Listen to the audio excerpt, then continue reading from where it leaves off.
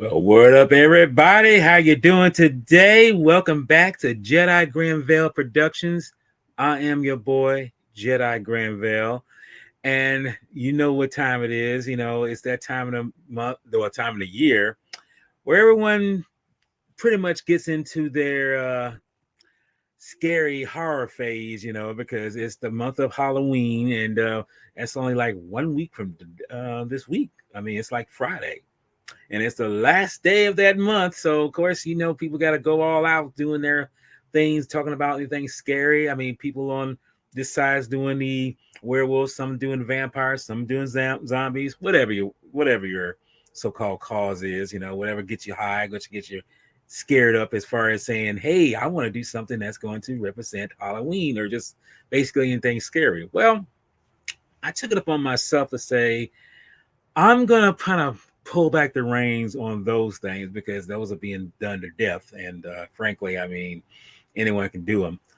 I particularly decided to take a particular subject that actually deals with something scary, but it's kind of mildly horrifying, to speak the least. I mean, you want to think about it, and what we're going to be talking about, it's an old film. When I say old, man, I mean that's what say it's like 100 years old. Now this is a film that goes back during the time of the 70s, and it's one of those films where if you do it today, if you do a modernized version of it, it's probably going to go all out, pretty much CG, all that stuff. But basically, the film we're going to be talking about and discussing is The Fury.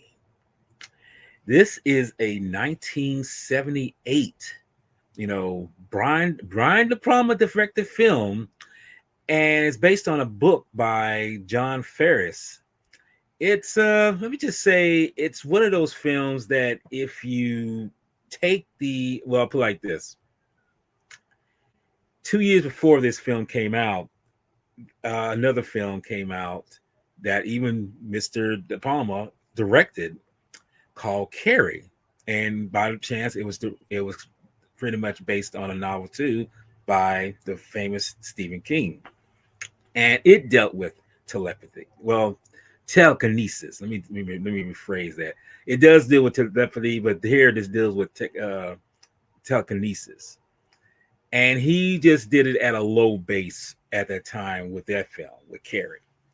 With this film, he pretty much upped the ante in terms of how much energy could be produced by one particular brain, or at least two people in this sense. Because if you was to break down the novel itself, the characters of Robin and Gillian, which were played by a young cast of not so much unknowns, but relatively new to the scene on the at the time, Andrew Stevens and Amy Irving, who I should say Miss Irving was in Carrie 2 years previously, where she played the friend. Well, when I say played a friend, she played someone that was, trying to make amends of herself in to the character of Carrie. So they are, how can I say, in the book, they're more like, they're not related, but they're kind of like psychic twins in a sense. They both harbor the power of, moving things and whatever. And let's just say that with Robin, we get the gist of what he is. His power is very unmatched. It's just very raw, but it hasn't been, centered in terms of, kind of focus. Whereas Gillian, it's basically, how can I say, she's learning more and more, but trying to control it. Okay. And the thing about this is the story in the book, is a little different. Well, like anything in the books, they're going to be different than what the films producing. But whereas Robin, his powers are more, they affect things that are on an electronic level, whereas Gillian's, it pretty much is biological, meaning that she can literally make people, if they touch her, bleed, just like that.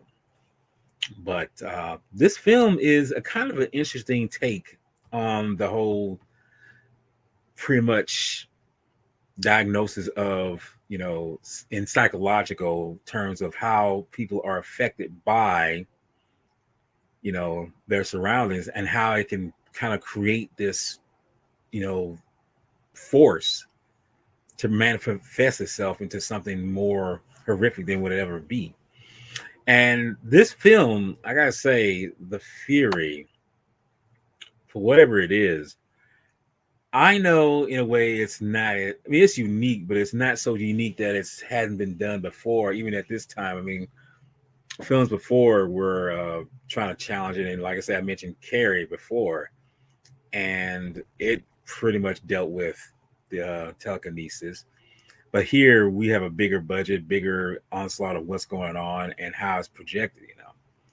And the same rules apply. I mean, they just tell on what can be done if this person doesn't know how to control these things, or learn, or has this power, and sees if they can try to change things around them in terms of making it better for their surrounding.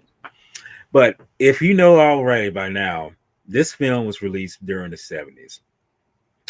And if anyone knows the 70s, especially myself, growing up in the 70s, anyone who grew up in the 70s, teenager, adult, or everything like that, the 70s was, the best analogy to describe it was, is as a time where you can't trust nobody.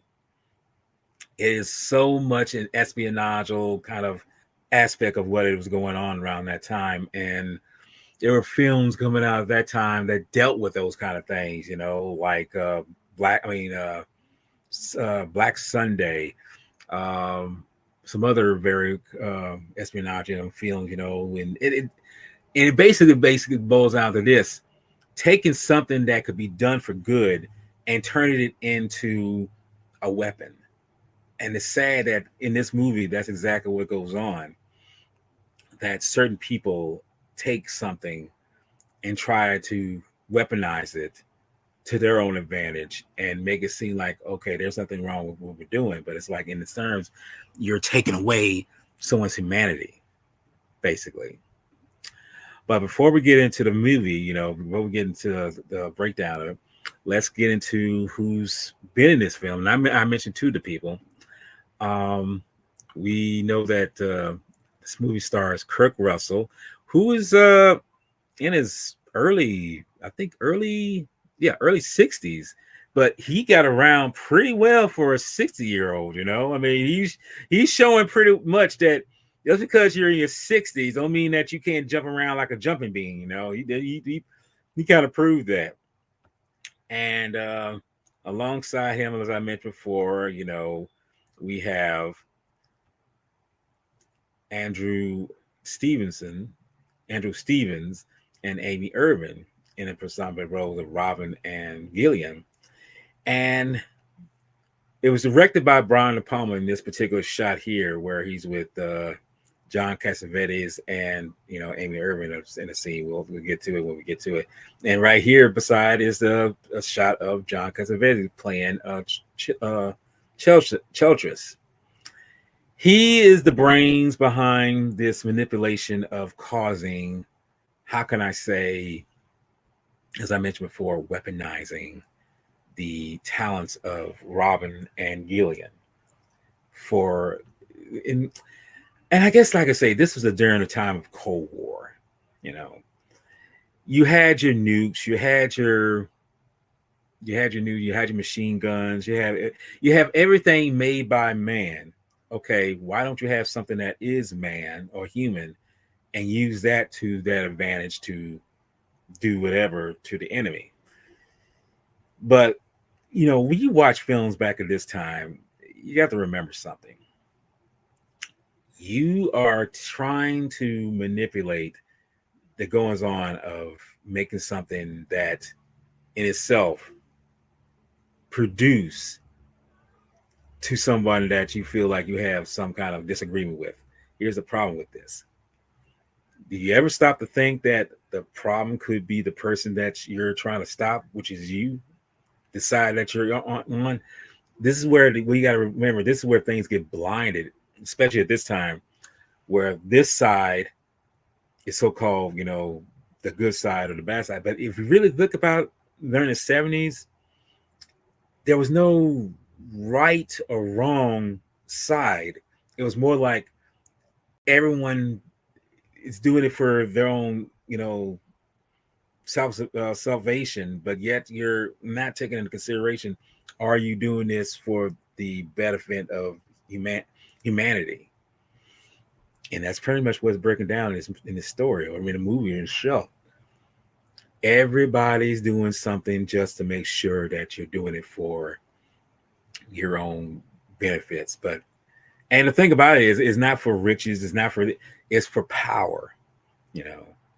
And the so-called fear of all things, it's just like, wow, this is just how things are. And at this time, back in the 70s, this is how dark it was, you know.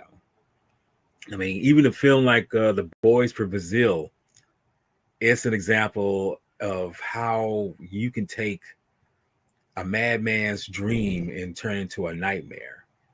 And in case you don't know what I'm talking about, Boys from Brazil, just look it up and you'll see what I'm talking about. It is a very complex story in itself. And that's another thing about this movie, like all movies back then. A lot of these movies were based on novels. There was a lot of novels being made, but a lot of them were turned into movies. You know, not a lot, but some that have some popularity, something that's interested studios. They turn them into screenplays, and so often turn them into films. And they all based it on basically the same ideology: fear of, if somebody can conquer us or do this or whatever, and that goes without saying that this is an example of that. So, but to get into the whereabouts of this film, let's just kind of break down the natural, as I say, the overall storyline of this. Yes, The Fury. It's a 1978 film, as I mentioned before, and it's directed by Brian De Palma with a screenplay by did I say James? I said, well, John Ferris. I'm sorry, John Ferris, the guy who wrote it. It's the screenplay is by him, just like the guy who wrote Jaws. He wrote Jaws, but he also did the screenplay for it. And it stars, I mentioned before, Kirk Douglas, John Cassavetes, Amy Irving, Carrie Snodgrass, Charles Durning, and Andrew Stevens, as I mentioned before, respectively. Now, the one thing that stands out about this film is not so much the telekinesis storyline, which it is effective, because honestly, it's not it's pronounced, but not so much overwhelming that she's like, oh, we get it. This person knows how to move things. This person's okay, we get that. Okay, got it. Whatever. No, it's basically showing that a father and a son have this great relationship, and the father knows that the son has a great gift, but the son is not sure about going to someplace, for the school that maybe can help him, focus his powers, And his son, his father is saying, "Hey, you might be pretty cool with this. I mean, you may be able to do this. Be doing it right." And it's kind of almost a uncanny juxtaposition of how in the X-Men universe, where Professor X takes in mutants with special powers and helps them to learn how to focus their abilities to better mankind. Now, where that is a difference of opinion in terms of that, this is an opinion of where this is not the case. As I mentioned before, Chilsey's, which is played by John Cassavetes, I say his name right. He's not using that for that. He's using that these kids or anyone with incredible abilities to weaponize them. And to do that, he has to kind of trigger something in their brains in order to release the total manifestations of their own, being. And it's crazy how this is the case, because this film, now I remember when I saw this film, it's like the early 80s, this is back when I didn't have cable, I didn't have all those wonderful things that we have now that's so abundant to us, but we take it for granted. It was something different, something new. I didn't understand what it was about. I'm a child, I don't understand, but I couldn't understand the ability to move stuff. I can understand the science of it. So, and this is basically a supernatural, thriller, but let's take the supernatural out of it and just put the science into it and be more, in that sense. But seeing this film, it's different. It's different, and I think I saw Carrie at the same time this film was on television, and I saw the watered down version, which, as I said before we had cable, I didn't see the violence that was implemented in this film. So to get the story rolling, it basically boils down to this. Like I say, Kirk Douglas stars as Peter Sansa, and he's got his son Robin Sansa, and they're at this. They're in Israel. He's pretty much telling his son that they're going to be taking. He's going to be taking his son to this place in Chicago where they can, treat him. And when I say treat, teach him how to harness his power the best way. And Chillis, he's giving this great game of saying that I'm going to help you get to where you need to go to help you, benefit yourself. Well, in the midst of this, they get attacked, or at least Peter does. Kirk Douglas's character gets attacked. And when you find out, it's all a manipulation game, because he sees someone filming this shootout of these so-called terrorists, which they turn out they're working for Chillis. And this is all a ploy to really manipulate Robin. Nothing more, nothing less. And when Peter sees this, he is like, why is he doing this? So he shoots at Chillis and pretty much damages his nerves in his arm, and he can't use his arm anymore. So he's always in a sling in this movie, all through the movie. So he is trying to figure out, because he thinks he's killed them. He thinks he's killed Chillis. Think he's killed, Peter. So through the times that he's, trying to find out what's going on, where his son's been taken, a year has passed, and it's in Chicago. You were introduced to Gillian, played by Amy Irvin. And she's on a discussion of saying that,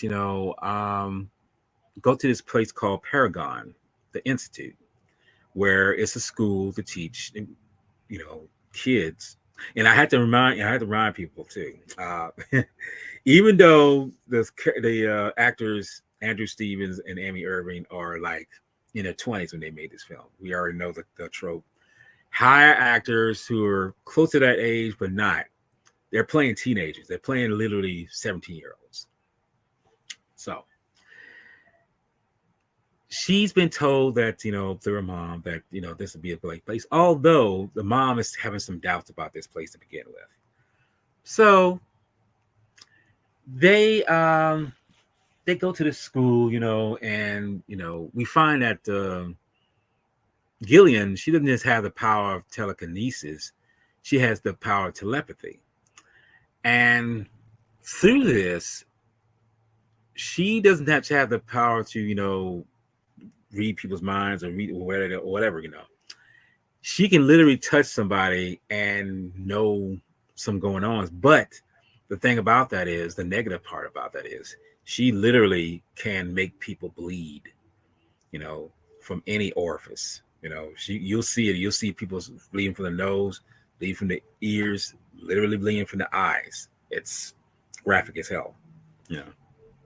So, but this is the thing that is such a amazing thing because her abilities, she still doesn't understand them. She doesn't understand it at all. She doesn't understand why it's happening to her.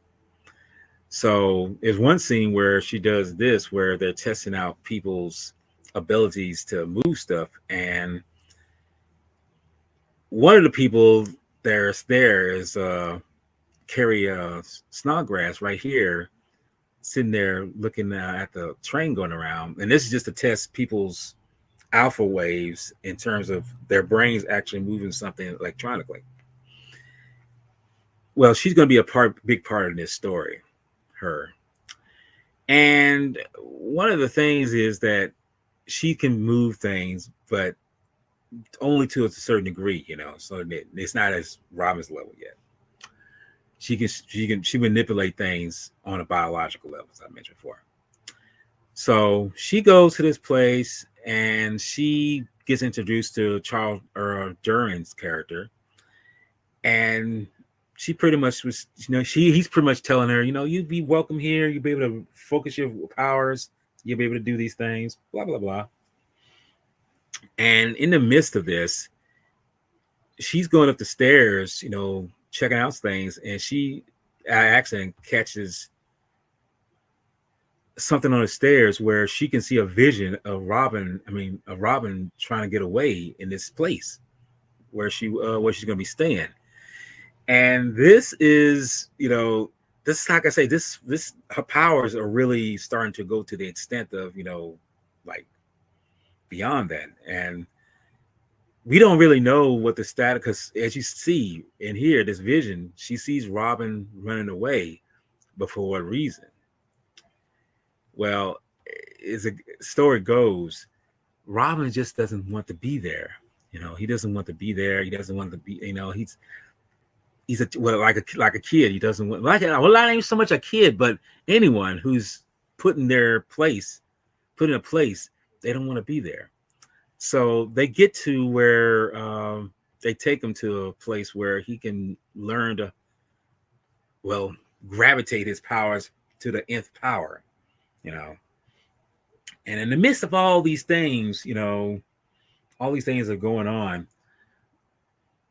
You find out that Peter's trying to find his son by way of maybe this girl can find him in a way telepathically. So, given the fact that she can't really do, she can do it, but she's kind of afraid that if she does this, it's going to make people hurt. She's afraid to hurt people. She's very afraid to do that. And that's a good thing. That's a good thing that you're afraid. That's the thing you want to do. You want to do those things. So, through trial and error, he hooks up with Peter. I'm talking about, as I mentioned before, this woman to, when it gets to that, to the left, Hester. She's the go-to person that Peter's using to see if he can get Gillian out of this institute to try and find Robin. Because here's the thing: even though Robin is being treated well and being treated, whatever, that's in them, but they're keeping him drugged so he can't, lash out as much.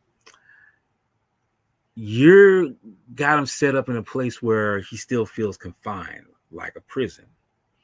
And I'll quote something that was said in an episode of Star Trek Next Generation, where Picard tells someone, it's like, sir, just because you put someone in a very stylish prison, it's still a prison. You can put someone in the most glamorous, well fixed, well designed, anything place in the world. And that doesn't mean it's going to change it from being a prison. It's still a prison. They may not have the bars, they may not have the security, what you calls to say to get out, but if you're still feeling confined, it's still a prison. So, with that being known, it's without saying that Robin, in his time being in captivity, almost a year, over a year, he is starting to lash out. He's going to lash out. And in time, his powers are going to go over the roof, which they do, because one of the scientists, while he's in this pretty much castle, because Chelsea says, they're treating him like a prince and everything. But yeah, this king is about to rise up. One of the scientists says that his so-called energy is like a nuclear reactor, and one of the doctors named Susan Charles says that, or maybe an atomic bomb. Means he's ready to explode. He's ready to go. So, given the fact that Peter is trying to get Gillian out of Paragon Institute to find him, to find his son, she gets Hester to get Gillian out of there, and they do get out, but something happens, and she gets him out. She gets him going. She gets Gillian out. They run and everything. And there's a moment where they do this, and she miraculously gets Gillian out. But in the midst of this, Peter shoots the guys that are chasing her in the car, and when this happens, this causes to hit Hester, and she gets knocked into a car beside that's parked, and she dies. And this distraughts Peter, because here he's lost his wife through childbirth when giving birth to Robin. Now he's lost someone who is, that he was caring for, even though she could do anything, Hester would do anything. He was just like, I feel more for her than just her doing something for me, And there's a moment on the bus where Peter takes Gillian to find Robin, and she, and he was saying, it's like, I was just finding the right woman, to settle down with. And Gillian says, like, you mean like Hester? And he said, yeah, and he turns away and he starts crying, he's just like, it's a moment, because he realizes that there was more to this woman than just, someone that can do something for me. But, it shows Peter is losing so much in his life. He's an older man, but at the same time, the people that he loves, that he cares about, are dying. So we go on, and they get to the place where Robin is being held up, and we can see there, and before we get to that point, there's a moment where Robin, he just wants to be happy, but just like any jealous, it's just like any person of teenage years, he gets jealous. There's a moment where he goes to the carnival, and the person I mentioned before, Susan Charles, she is there with two other guys, and she's supposed to be leading, Robin in his fair and everything, but Robin's like, I ain't having this. So he's angry. He's, feeling frustrated. He's going through the teen angst. There's a moment where some Israelis, Israeli delegates are there in town, and they're at the fair. And Robin sees these individuals, and they're just there. They're not there they may probably make for a peace offering or anything like that. That's what they're there. That's just visiting the states. He sees them, and somehow it triggers in his back of his mind that Israelis, or so-called Israelis, which they weren't, they were just masquerading as this, so-called killed his father, which they didn't. So he decides, when he sees these individuals, he's going to kill these individuals that's on the spinning wheel. And this moment right here, I gotta say, where his veins are throbbing up and down, that's a beautiful effect. That's a physical effect done pre-digital, it's a wonderful effect. I love it. It shows the range of his powers where he's able to spin the wheel and then disconnect the pod that the two Israelis that he sees out, in which they fly and die and crash and die. So it's a wonderful moment. But we see the extent that Robin has just about reached his limit, where he's like, I'm done with this. I'm just done. So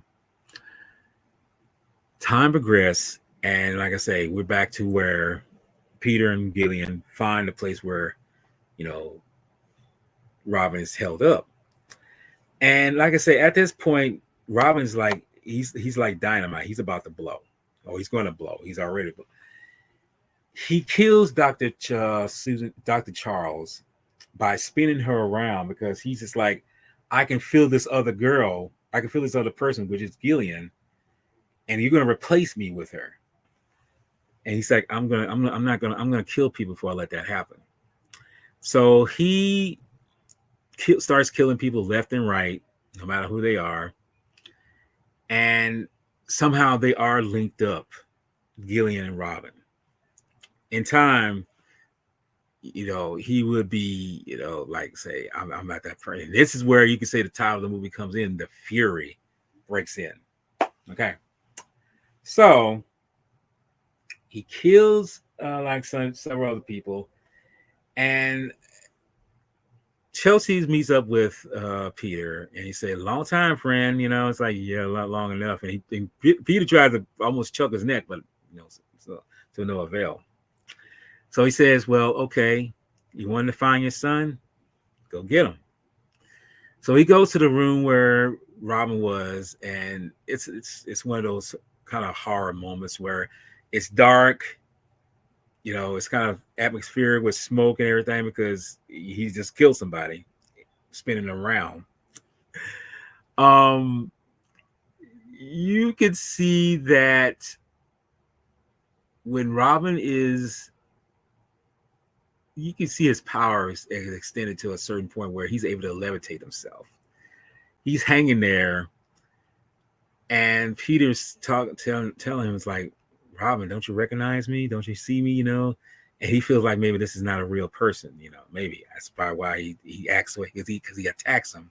They go out the window, and Peter tries to save him. He tries to save him, but Robin, I guess he's at the extent, he scratches his face, and he falls. He falls, and he falls to his death.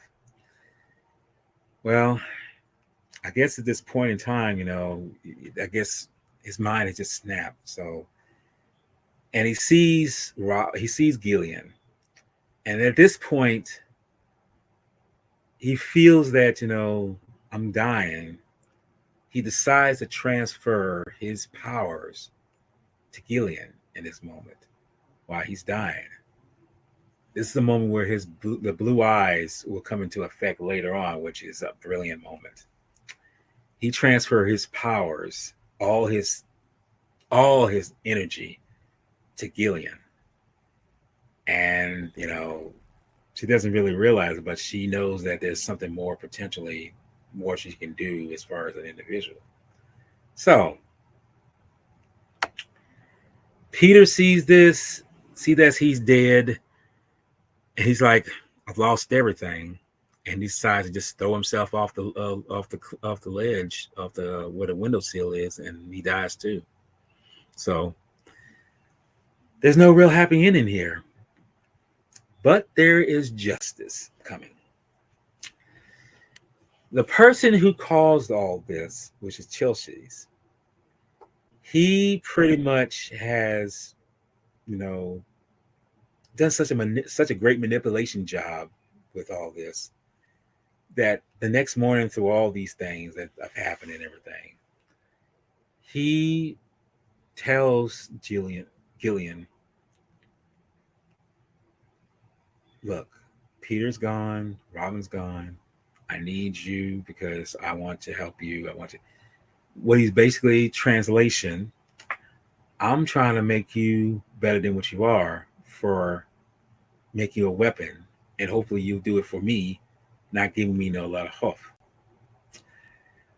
Now, this is what I could say is a brilliant moment because we can see that Gillian's wheels are spinning. It's like you're trying to spoon feed me this bullshit that you just got through telling everyone else that you tell, like you told this to Rob and you told Peter. It's like, so he tries to, comfort her saying, because she starts to cry, but she's faking it. And Peter and Chelsea, think like, okay, she starts kind of kissing him, starts doing this, but all of a sudden she kisses his eyes, and all of a sudden his eyes start bleeding. She's letting him know, like, or as the audience will see, she's like, I'm not going to be played like this. And slowly and surely, she gets up away from him, and he's trying to find her. She's trying to locate her and everything. It's like he can't find her. And this is a moment which I feel is brilliant. And I know when I first saw it, it was like horrific as hell. But at the same time, it was like, yep, hell have no fury like a woman scorned. And what she does next, well, before she does it, because I mentioned the blue eyes before, the energy that Robin transferred to her goes into just this, where she just like, and I gotta say, this part, this is a real like it shows like, yeah, she's at that mode. She's at that mode. Let me see here. She's really has reached that potential of I'm not doing this. I'm not going to be played like this, So when her eyes glow super well, like just almost white to the point, then she does this to Chelsea's, which is blow him up. And I mean, look, he just blows up. And I gotta say, this scene here was traumatic on me to a degree, but it's effective because it shows how powerful she's become. And surprisingly, this was a different ending to the movie than it was the book. It was something a little different than the book, but I feel that this was more warranted than what the book gave us, because that shows right there how powerful she has become. I mean, I just have to share this again. She had reached her so-called limit, but it was probably growing even more with the combination of Robin's power. Gillian had just, like I say, yes, reached the limit, and she's like, I'm not gonna let this fool manipulate me that has manipulated so many others. So when you see this happen, it's like, yeah, he ain't gonna be manipulating anyone anymore. He's done. He's cooked. He is pretty much, succotash. He's pretty done. So the movie ends like that, and it goes without saying that this film is way, way, way, way, way more than what it is. I mean, it didn't do that great at the box office. In fact, it's one of those, I could say, timeless classics, if you want to call it that didn't really get the recognition that some films like Carrie did, at that time. But, I mean, hey, it found an audience. I mean, I liked it, I feel that it has potential with it, And I gotta say, kudos to the people who were behind it, because see, this film, like Carrie, like some other films before this, during the 70s, maybe in the 60s, they would influence films that deal with telekinesis. I mean, I think I mentioned on here before, if anyone's seen Akira, you realize that's taking films like this and Carrie and ballooning them to like the nth point, where When you're able to move stuff and it's beyond that, there you go. And I gotta say, now that I think about it, I think like people like in the comic book world, I mentioned something about X-Men, the character of Jean Grey. She has the power of telekinesis, and we see that what happens to her some years down the line in the comics when she gets turned into the what's the ferrets, the burning the phoenix. She becomes the phoenix, and she's able to move things way beyond that because we see that in the X-Men Last Stand. It encourages other films, like Chronicle. If you ever seen Chronicle, it's almost a superhero film, but it deals with the same notions as what Akira and films like this have done, which is, you know, the power of the mind. But how is it we put in the mind of a person who's been manipulated and been treated unfairly in life? It's cautionary tale, you know. But one of the things about this film, I gotta say, um, there are homages to this film that have been seen in future films later on. Like I mentioned something about the spinning of Dr. Susan Charles when she spins around to where blood is just being thrown out and everything. Since this film was directed by Brian De Palma, years later in a film called Mission to Mars, there's a moment where an astronaut gets spun around so fast that he literally flies apart, and it's a digital effect. I mean, it's effective, but I mean, it is what it is, And some have said there's a moment and maybe some people disagree about it. There's a moment where in one of the Star Wars films, the latter Star Wars films, The Last Jedi, even though some people don't care for it, I actually particularly like it. I actually like that film. There's a moment where we see that Kylo Ren and Kylo Ren and Ray, yeah, Ray Ryan, the girl's name that's in the movie. That shows how. I guess that shows how badly he is. In fact, I'm just gonna look it up. I'm not going to try to put up Kylo Ren. Load up.